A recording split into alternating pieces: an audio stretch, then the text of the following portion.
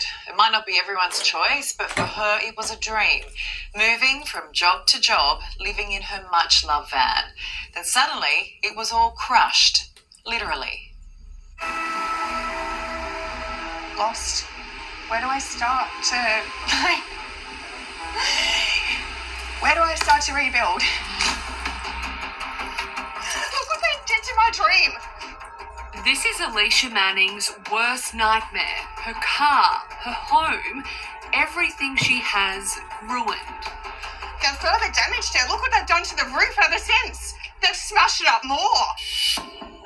For the last 4 years, Alicia has called her Mitsubishi Delica home.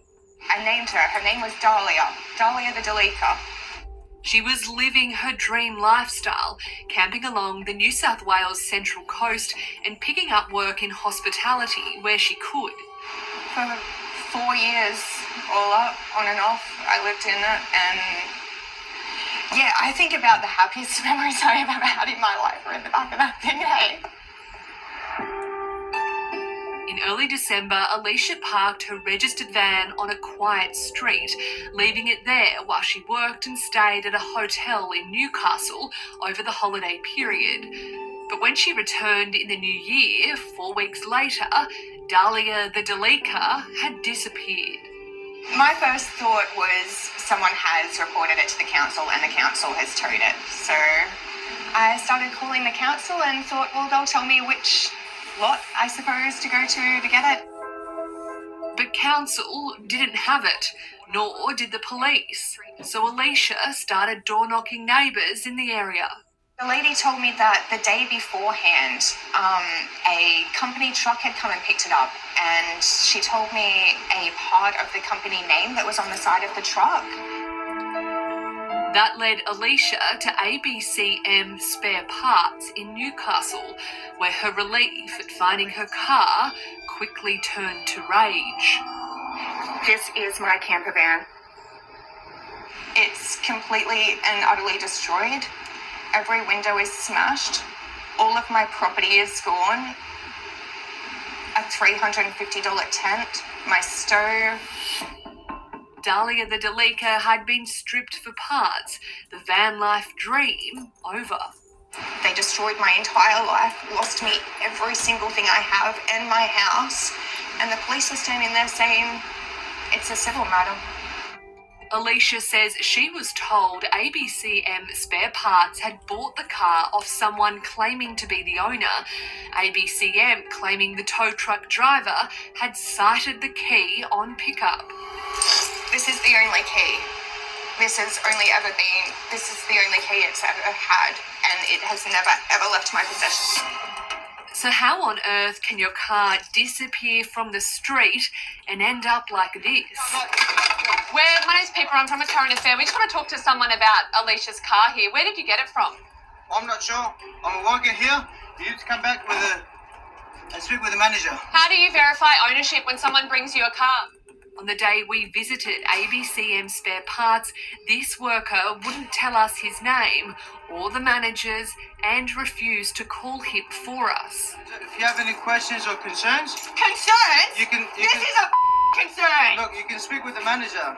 Because this was her livelihood. She lived in this car. Is it normal for you guys to pick up cars from the street that you don't own? It's not normal. So we have a process. What's the process? So every car we buy, we've got the customer details. You didn't have the her registration, details. we got the keys. She's got the one key to the car right This there. is the only key. So how does that happen then? If that's your process, did it fail? Anyone cite the key at all? I'm not sure. Whatever happened, it's left Alicia without a car and without a home. I'm not willing to just turn around and say, oh, well, I guess it's over. There's the end of my dream. There's the end of all of my troubles because someone did a lousy thing to me. How does that even happen, that poor girl? And police...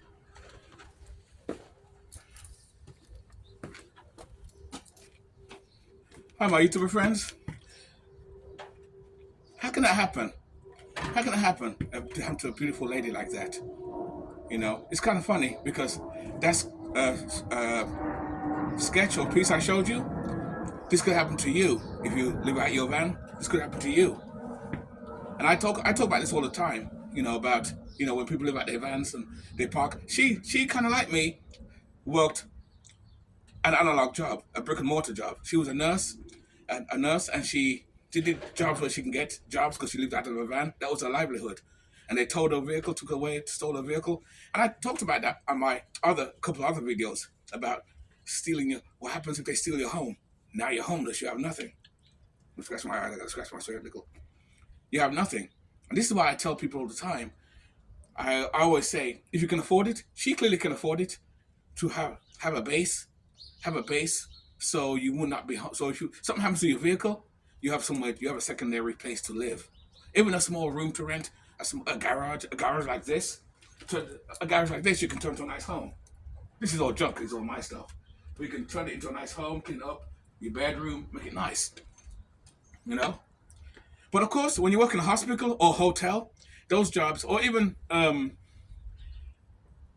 jobs where a lot of people do van life when they travel all over the place to make earnings, to make money for how they live.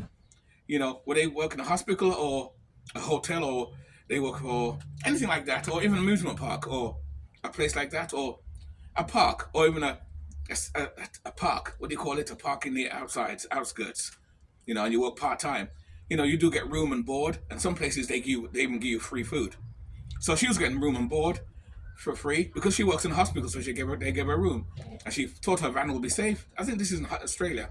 And she parked the van, it's kind of like that van there, parked the van on the street. But I think her fault. I think her problem is, it's not her fault. I won't say it's her fault. I think her thing was she left the van there for days and not come back and check on it. What she should have done was come back on the van and check the van. Of course, people are going to say, it don't happen to me. This won't happen to me. It'll never happen to me. And I said this on my other videos before. Your home can be stolen. Remember, your house is on wheels. This is your house on wheels. It can be stolen. And if it's gone, you have nothing. Which is why I tell people, put money aside, have money saved, have emergency fund put away. And if you can afford it, like I can, and I'm sure she could too, have a base.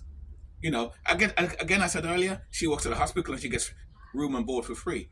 But the point is, if she finish her shift and finish that job, where she's done that job for, say, and she's out to work for, say, another week or two, she's going to be homeless after that. Where's she going to go? Because then they may charge her for that. Where's she going to go? And that's why I tell people, if you do van life, have a small base, a garage. When I say base, it doesn't have to be a room. It don't have to be a big apartment. Rooms, a small room, something like that, or even a small room, a garage. I said prefer a little garage somewhere, you can be safe. So if you lose your van, you have a place to go. You won't have your tent. She lost her tent, all the equipment. They took the van, they scrapped it out for parts, took everything out of it. That's sad. I'm so sorry for her for that. It's sad. And that can happen to any of us. That's why me personally, even though I do have a base, so I'm lucky still. If my van blew up today, say it blew up or it crashed or it was off the road, off righted, whatever, I have a base, I have a place to live. I'm lucky. But I'm not talking about I'm not talking about, again, no disrespect. I'm not talking about the van dwellers who can't afford to pay rent. I can afford to pay rent, and I'm sure she can too, because she's a nurse. But she chooses to live in a van full time to save a lot of money, and she's saving a lot of money because now she ain't paying rent. Well, she wasn't paying rent, but now she may have to pay a rent because that van is not going to be ready for a while. She goes through the insurance company. She's going to have a lot of hassle with that shit. It's going to go through a lot, and now she's going to do legal action, as you heard on the piece. She's going to do legal action and sue them for this and sue them. But what's that? What good that's going to do in the meantime when you need a place to live right now? Weird, right? That's what I'm saying.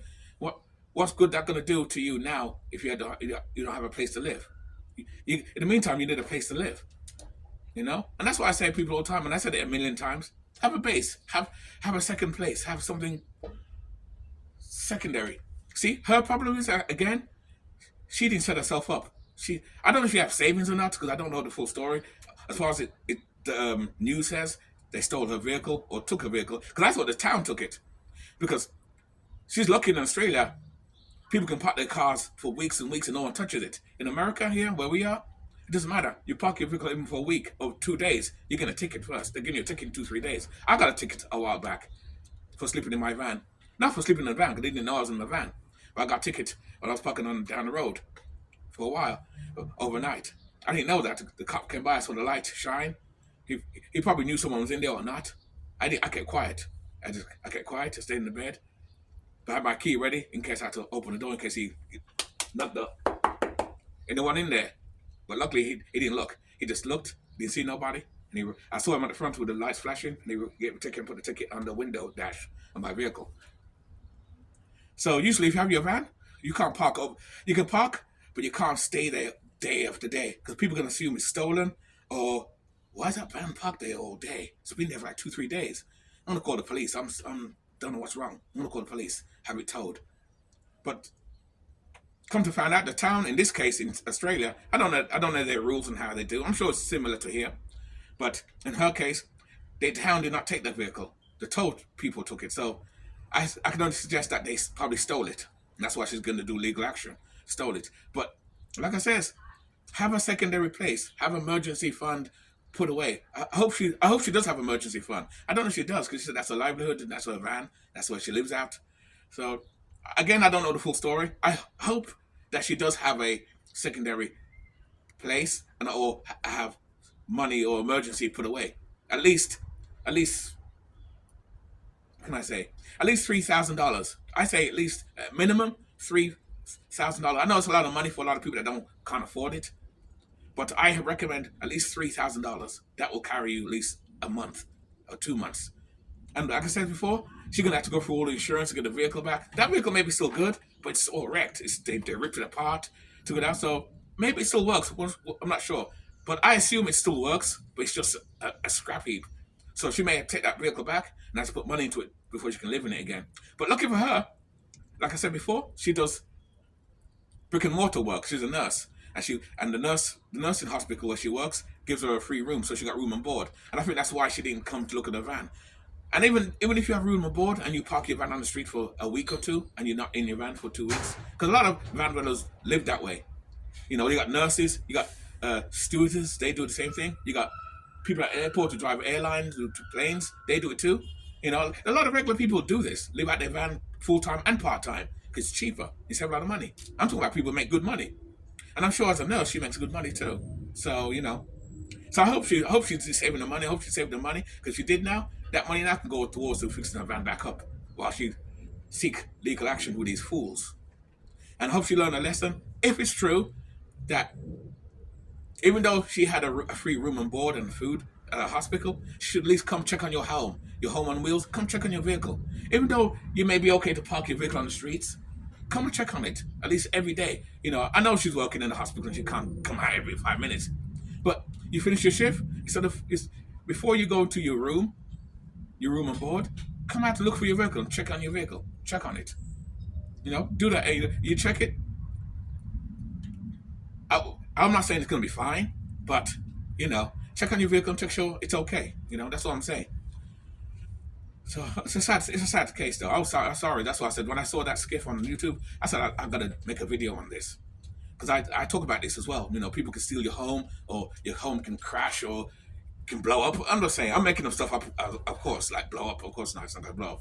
But stolen, yes. Towed by the police can be done, especially if you don't have your registration, or they're checking you got no insurance on your camper van. Because camper van or no camper van, you need insurance. You got insurance and have paperwork, all that on there. And those reasons they'll tow your vehicle. But like I said, in this case, they didn't tow it. Some scrapyard towed it. They knew what they were doing when they took it. Used it for scraps, ripped it apart. So I hope she gets her life back together, though.